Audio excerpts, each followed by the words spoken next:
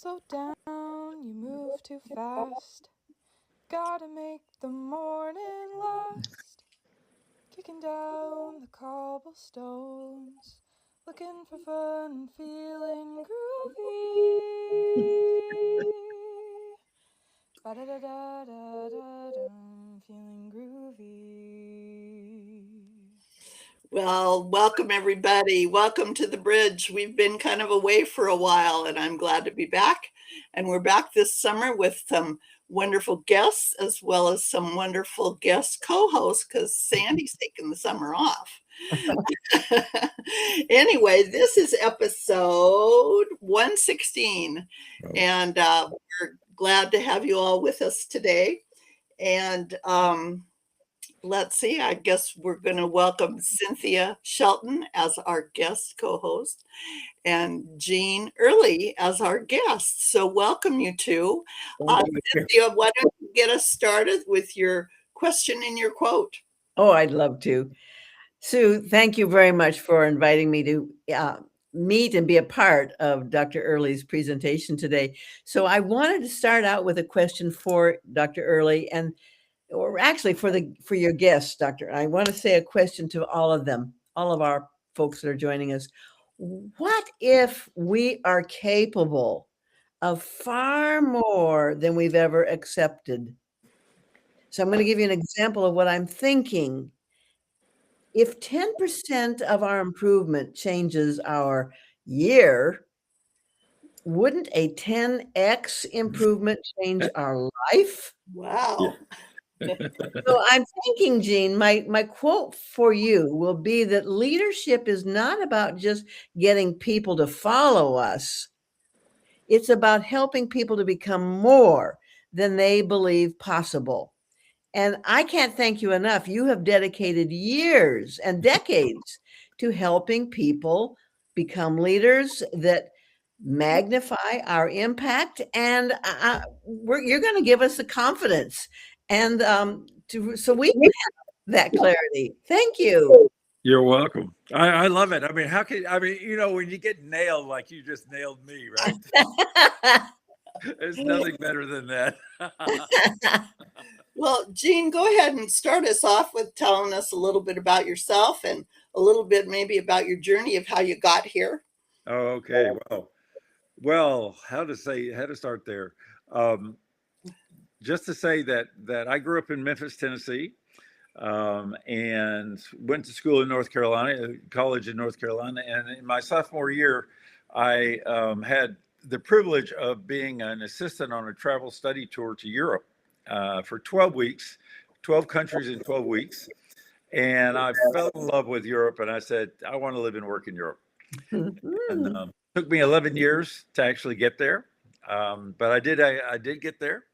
And among other things, when I got there, I met my wife to be and ended up living in Copenhagen for a number of years. We got married and she's Danish, lived in Copenhagen. I'd been working with a Danish consulting company. And it just happened that instead of moving to Holland, I moved to Denmark. And we lived there. And in the process of being there, I had one client. I was coaching consulting at the time, and we had our own company. And I also was in co-founding the first neuro-linguistic programming institute in Europe. In London, and then was able to work with national directors in 5 other countries to develop their institutes. So we created a network for NLP across Europe. And then our son was graduating from high school, and we decided we either going to have to build the company bigger or we're going to take a sabbatical and see what unfolds. And I think that is a kind of a little picture of my life, is that I'm very emergent. I'm willing to look at what's coming and say, I don't know. So entering into the unknown has become a ritual for us, and for me particularly. And I've done it many times now. And so, I'm very grateful as the world is changing so rapidly. I'm very grateful for the geographical changes that we've made, because every time we moved, I moved from the U.S. I moved to North Carolina, to Washington, D.C., New York City, and then to Copenhagen. But every time I moved, I had to reset. And so that actually built a pattern of experiencing the unknown, sometimes culture shock, but I made my way through it. And then other opportunities.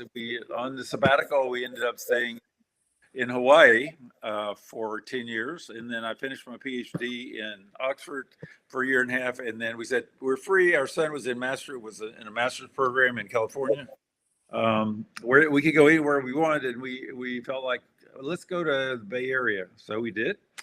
Got back into consulting, and one thing leads to another. And my number one client was a serial entrepreneur who said, listen, you love culture, you love organizational development.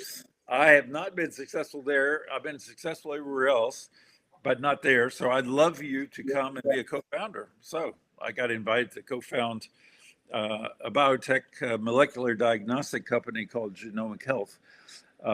And that was just such a trip because clearly I had never started a company from the ground up and built a culture from the ground up. I'd always had come in as a consultant to address the culture, and that's a very different kind of thing to do.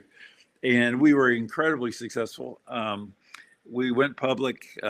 We now have produced the gold standard for breast cancer diagnosis, predicting the risk of recurrence of breast cancer. Wow. And my role in all that was the people side. So working with scientists, working with technologists, working with people who were very, very bright. I mean, who really knew the field, and also very good in business and technology. Was quite a journey. And I'm also entrepreneurial in that sense that when we were living in Denmark, I had worked in the UK for the Academy of Chief Executives as a consultant, and had met Lindsay Levin, who is an entrepreneur and visionary and all that kind of stuff. And I invited her and my friend Sue Cheshire to come to Silicon Valley and to bring these CEOs that we had been working with there to Silicon Valley. And this was really to fulfill a vision that Lindsay had on creating I'm not sure exactly, well, it turns out it's a social enterprise that would bridge the gap between, nonprofits and for-profit business. Because at that time, this is back around 2000, at that time, there was just total antagonism between these two entities. I mean, today it's much different. But the idea was that we would take senior executives on learning journeys around the world. And so we did that until COVID hit. And then, of course, when COVID hit, get to pivot again, because there was no more travel. I mean, China and India and Brazil and South Africa were totally out. Nobody wanted to go there. No companies wanted to send their people there. And so we went, okay, we got to do something different. And in my case, that meant getting back into coaching, and then developing what Cynthia was talking about, which is been working to develop what, as I now realize, was kind of a history. It's the way I have lived without even knowing it. But I actually developed a framework, which I call the 10X model. And that is different than most people who talk about 10X because it integrates the qualitative and the quantitative. And so it's a lifestyle. It's how do you live an exponential lifestyle? And that could be in your business, in your family, with your friends, with your hobbies, whatever. And it's and what the beauty about it for me is it's iterative, so yeah, you set a 10X outcome for yourself and then you achieve it.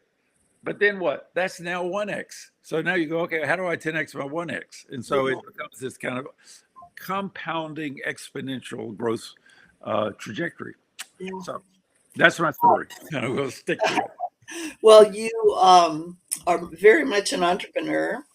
You're a culture builder, a culture, yes, and a climate builder, and you're a people builder. I mean, you're exponentially building people's capacity because I don't know, I'm going to let you use some words, but the ones that come to me is curiosity, and love of learning and exploring. You know, you're a culture explorer.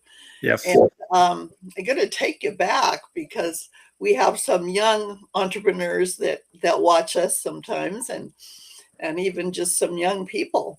What were some traits that you showed early on, maybe just as a kid or as a teenager, that were entrepreneurial, culture building, interest in people? Tell us a little bit about some of those leadership traits that showed up early, and then you just exponentially let them explode. Well, that's such a great question. I have to really think about it. I've not had that question before, so I really thank you for that. That was a great question. What I would say is, you know, I think adversity is a gift. And the greatest adversity in my life was that when I was 12, my dad died, and it was like totally kind of blew my life apart because I just wasn't prepared for it. I actually knew that he was not well, but I didn't have any idea what it meant. And so one of the things that I would say is that from that, and I use this now with my clients, I would say that I call it my origin story for motivation, and I believe we all have it. You know, and by origin story for motivation, what I'm talking about is what is that life experience or series of life experiences that kind of accumulate into a pattern that becomes compelling. And for me, that was the I didn't have the words at that time. I do now, but then I would say I made an unconscious decision to become whole. And so that totally defines my interest in people, because what I see is I want for others what I've gotten for myself. And I know that that's very challenging because so many people want personal growth, but they don't want to pay the price. Right. And, you know, when you have that kind of motivation that I did, I didn't feel like I had a choice. I had to do this. And that's part of the idea of emergence in the formation of my leadership, that I was willing to go, okay, I'm not totally whole. So I need to find out, how do I become whole? And so that search for ways in which I could transform my internal world so that I could transform my external world became the really compelling motivation. That's the one thing I would say, is that for younger entrepreneurs, whatever, is find the origin of your compelling motivation, because once you orient to it, it makes sense out of so many things that otherwise don't make sense. How come I do this, and how come I do that, and how come I've been successful here but not successful here? And all those questions, for me anyway, it took a long time, but they began to be answered. Yeah, the meaning of things. Yes.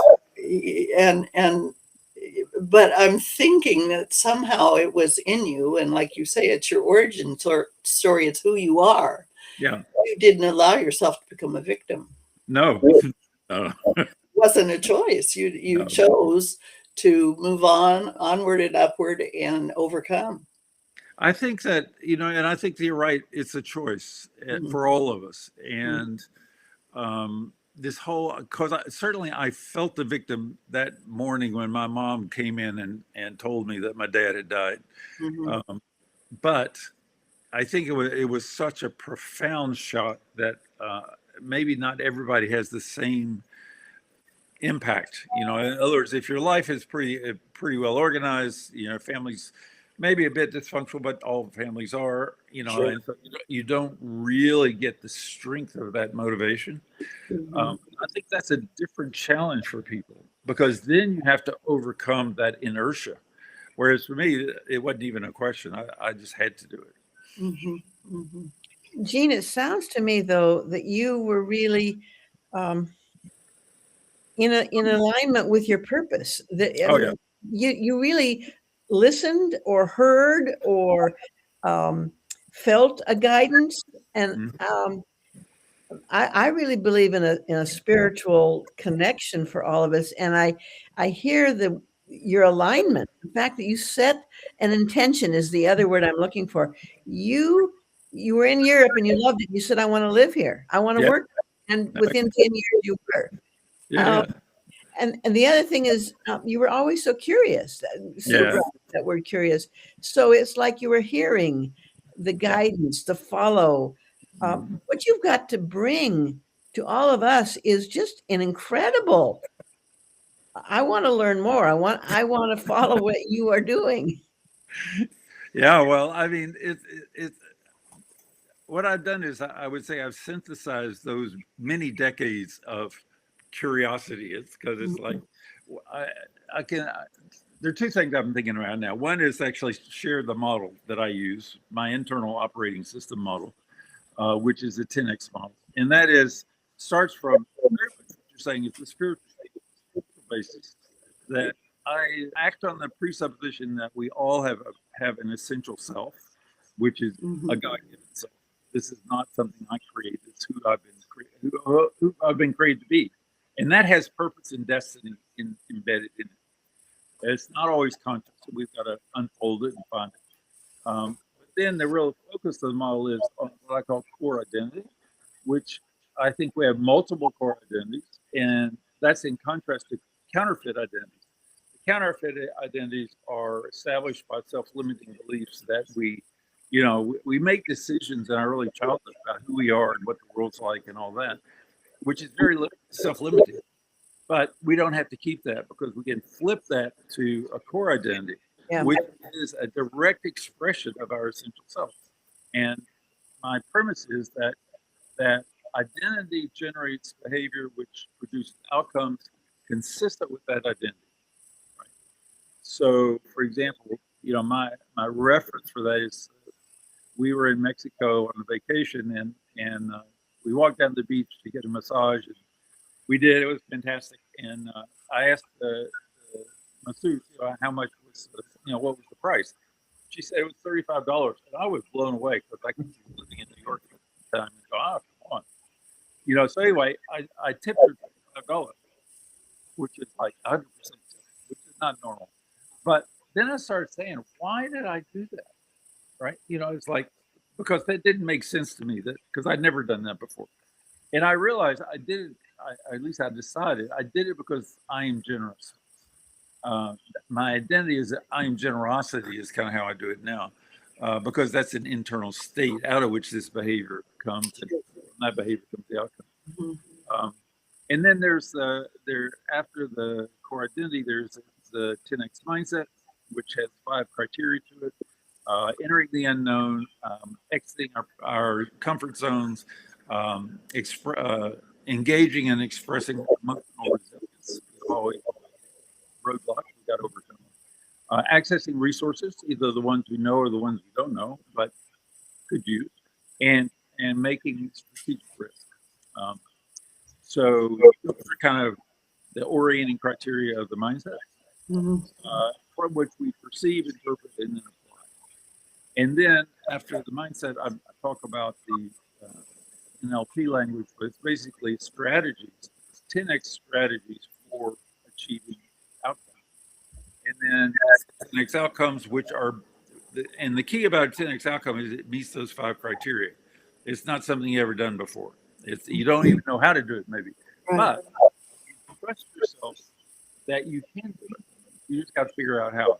And so that trust piece is a really big component of the strategy. Go ahead. I'm sorry. Yeah, go ahead.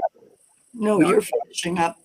Yeah, just the 5th component is the 10x future, which is asking the question, what if this, what if that, and multiple what if questions, which creates a horizon of possibility that you can choose from. Not that you have to do all of them by any means. You just pick what's most relevant. But you're creating this kind of smorgasbord of opportunity for yourself. And so that's the model.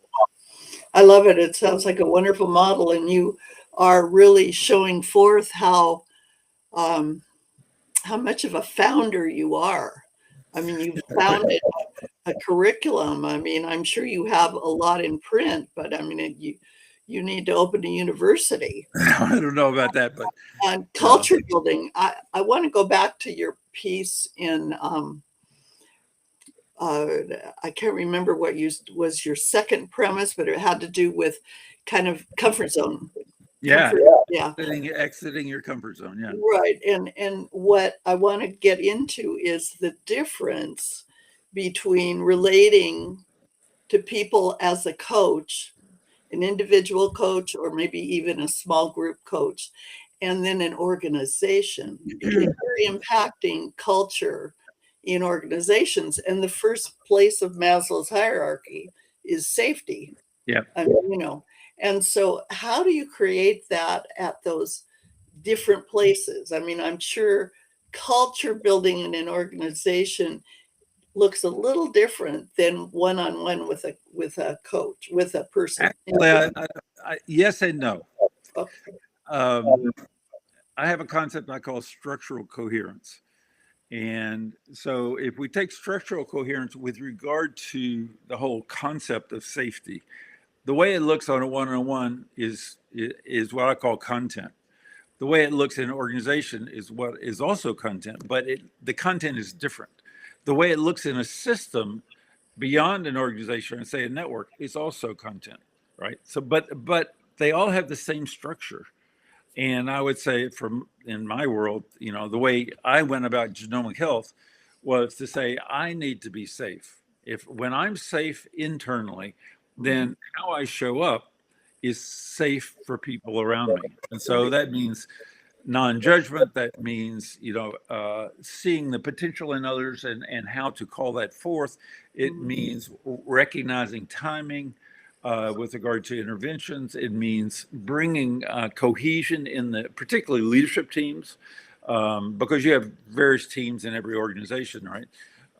And equipping the leaders of those teams, and whether they're managers, directors, VPs, or whatever, to be able to basically do the same thing, to lead from their own safety.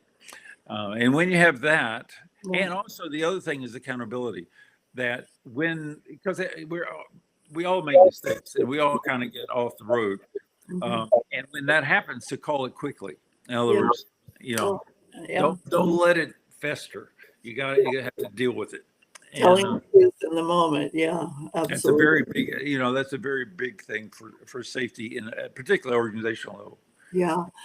I want to push you a little bit further in this same realm, because I mean, you've got multiple balls. You've got individuals, you've got organizations, you've got networks, you've got, you're working all of those realms. So if you were to pick a quality in each of those realms of someone you were looking at, what are you looking for if you need to hire somebody in those different areas?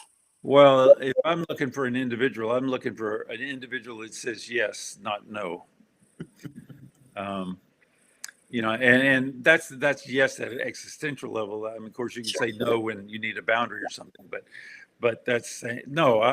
Someone who doesn't throw up resistance. Somebody who says, it's like improv. You go yes and it maybe not that, but it is this, and so you go it is this, and so you move forward. And that's just how you maintain momentum. So that's the number one thing. I think for an organization, what the value, one of the 4 values we had at Genomic Health, which our CEO and myself very much agreed on, was truth telling. So in other words, we're working with scientists who, truth is what scientists are all about in their own way. But we were looking at that organizationally as well. And that really had to do with our performance reviews, for example, about treating employees in the ways that we want to be treated, not holding information back that we could freely share. So for some people, information is power, but for us, it's empowerment. Right. So those kind, and when you talk about systems, it's like the willingness to stand up for truth, and that's not always easy. So that's partly where, taking strategic risks come in. Sure. You have to be willing to take that risk, and understanding that you take the risk, there are consequences, you pay the price, but you stand with the values you have. Yeah, yeah. Well, I am really quite awed by your work and by your perspective. You've got a very unique perspective. You can giggle all you want, but Okay. Well, you do, and very rare that somebody can incorporate all those realms like you have, and thank then develop things forward. And I don't know what's on your next yes list, but I would like I'd apply to your university if you okay. you Well, know. I'll keep it. I'm there because there's not many people like you out there. I hope you know that. Well, I think I do. But I also have to say that it's a question that I've been, it's like this curiosity thing. I've been asking that question about myself, Mhm. that you're raising actually, which is, okay, do you know this about yourself? And I would, at one level, I would say, yes, I do. But I'm just saying, okay, that's 1x that you know. What is 10x of that? Because that's become a way of being for me, is just Yeah, consistently asking that question. What is 10x with regard to your presence in the world? And so an example of that is that for a very long time, 1988, I think is when I first asked the question, was what does it look like for me to be so present in a relationship, in an organization, in the work I do, in family, friends, whatever, that my presence would be transformative. yeah. I've asked that question for many, many years, and Mhm. I've seen that become 10x, become 1x, become 10x. It's Yeah. growth. Mhm. But just recently, I realized that I have a new question, and that's my next 10x for that. Because 10x always relates to a context, right? In Mhm. this context, and that is, what does it mean to be transparently present? And what that means to me is that it's kind of like I am see-through, that I understand it's not me that's doing the work. And I'm the instrument, but I'm not the source. And to let go of ego and say, I have to be recognized for Right. making the transformation. I have to be the one who did it. Mhm. No, I'm not the one who did it. I'm the one who created the space for my clients to do it, Right. for my family to do it, my grandsons to do it. I got 3 grandsons. It was fantastic. I mean, best thing in the world, being a grandparent. Yes, absolutely. But to hold space for them to discover themselves, at 19, at 21, 24, it's like, wow, that is just such a joy. I love the transparent. I have to think for a minute about that. I love the word presence, and presence, transparent presence to me seems like it aligns with the word authentic, being authentic in the moment, every moment. And that's pretty hard to do, to keep that ego down. But I'm thinking, at least that's sort of what runs in me. I love that word presence, and it covers so much. I agree. I agree. And and it is transformative. Hmm.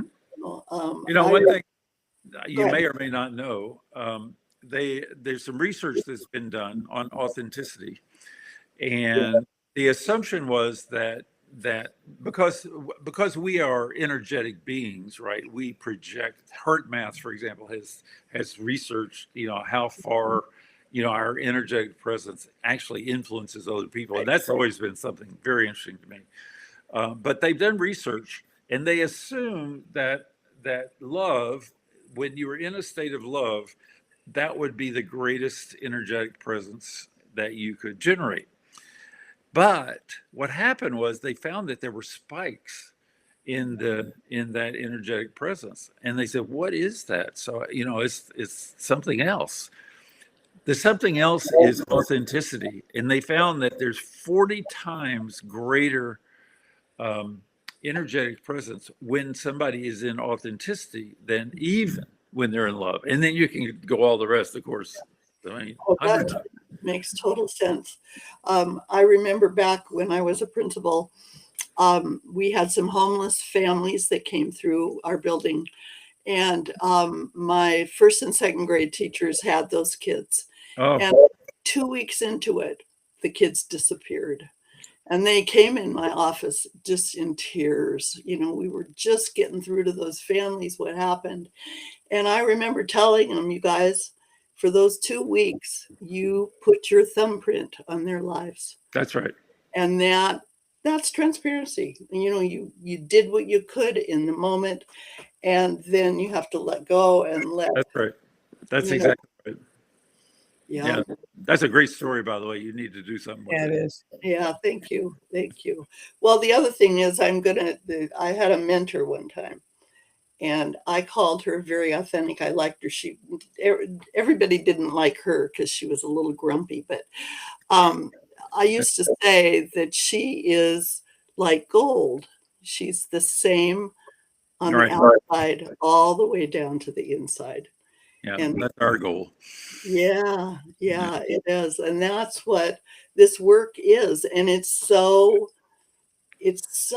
perfect for this moment in time.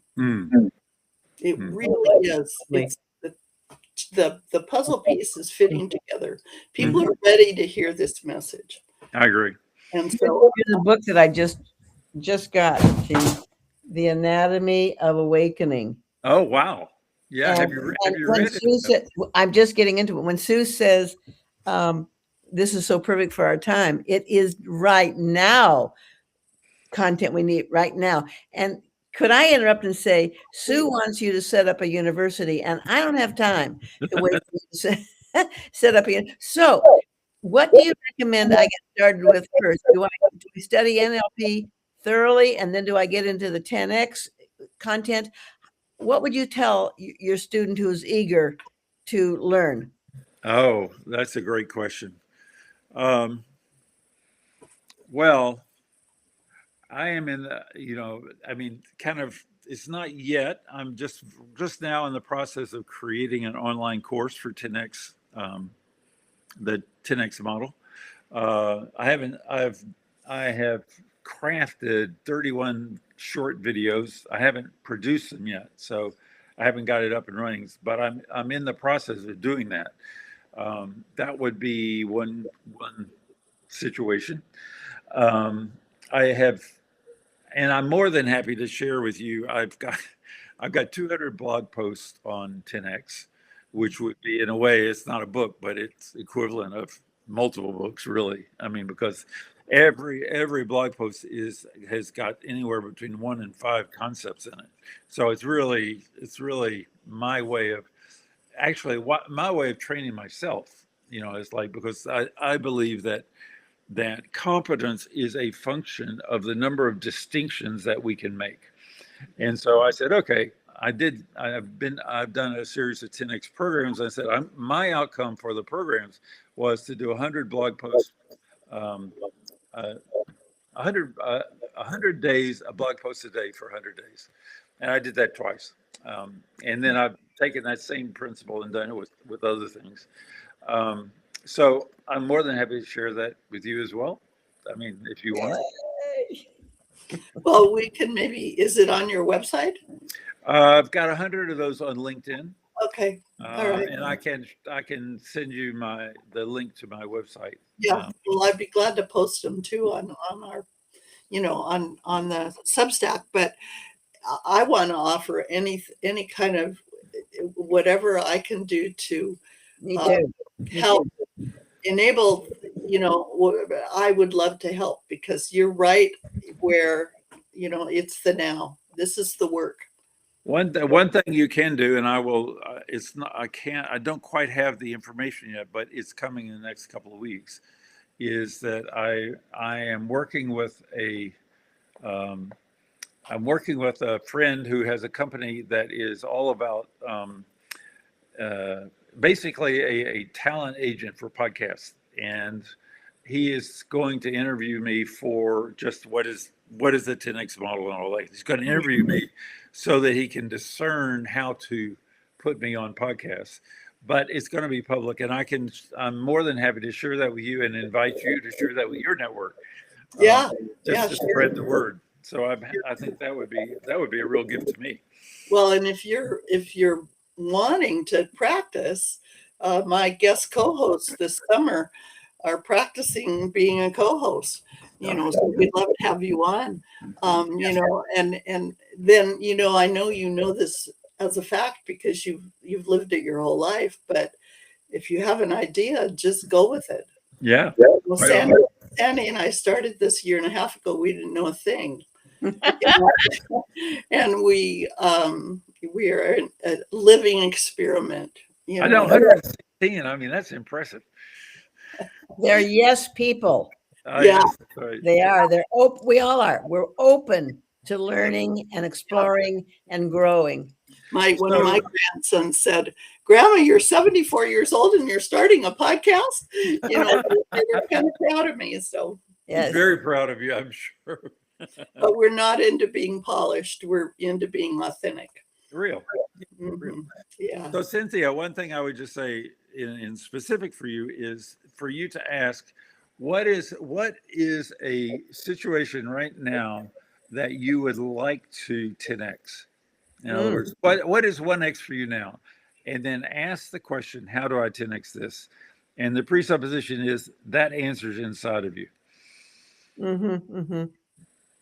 That's awesome. That's awesome. And if you got nothing else out of this conversation, and you took that structure and you just applied it over and over and over to different contexts, to different situations, you will have increased the exponential growth in your world. What's the noun? What is a situation that is a 10x outcome? Okay. But what you want to start with is your 1x present state. Yeah. Right. And you go, and the thing about this is the simplest piece of the model is you want to look at the structure of your present state. You don't want to look at the content. You want to look at the structure. Is what has to be true that I'm in this state right now. You look at that and you go, okay, and you list 3 to 5 what I call structural components. They all, it's the configuration of those components working together that create your present state. If you've got that, you can then pretty easily determine what is the structure of my desired state, because the way those elements relate to each other is the limitation that stops you from your 10x outcome. 10x outcome has a structure to it, right? And so part of the challenge for you is then say, okay, what do I tweak this, or do I actually create a totally new structure? But it's the structure that determines the outcome. Got it. Well, it sounds like you're kind of already creating this, but if you ever want to come on, and we've got kind of a little core of people that work with us one-on-one, and you could maybe coach us live through something. I'd love to. Oh no, I love this stuff. So yeah, that would be great. I love. Oh well, then we're going to get you on the calendar. That's a neat idea. That's fabulous. Yeah. So, Gosh, I've got 100 questions. What would you tell somebody? Well, you just told Cynthia. So what is one takeaway that you've gotten from this conversation today? Right. Well, I mean, I don't know this. It is a takeaway. I don't know if it's exactly the kind you're talking about, but I would say you ask great questions. I mean, just like the fact that I have to go, oh, wait a second, now I got to really think about this. I've never asked that question before. Never been asked that question before. Well, thank you. Yes, thank you. that's one thing. I think another thing is just simply the opportunity to reflect on our life journey and where have we come from in order to get where we are, and then putting that into the 10x model, and not being satisfied with where we are, not judging it, not doing anything like that, but just saying, okay, this is really a good place to be. I've integrated. I feel like I'm settled here, but being settled is only for a time, because we want to unsettle ourselves to get to the next evolution of stuff. Absolutely. Well, that kind of where you started back with your dad dying. Yeah. Decided on doing what's next rather than, Right. wallowing. Cynthia, what's your one takeaway? Grateful, so grateful to be a part of this and to meet. I think his name is terrific. Early. He's early. Oh, that's a good one. Yeah, I think his name is like, okay, we're ready. We're ready to go. That's right. And I just love, Sue, that you're thinking, what is a way that we could get a little think tank group going with Gene Early? And all of us do some studying, all of us do some prepping, and then I don't know how to say the word for us, but I'd love to be a part of stretching with you. Yeah, right on.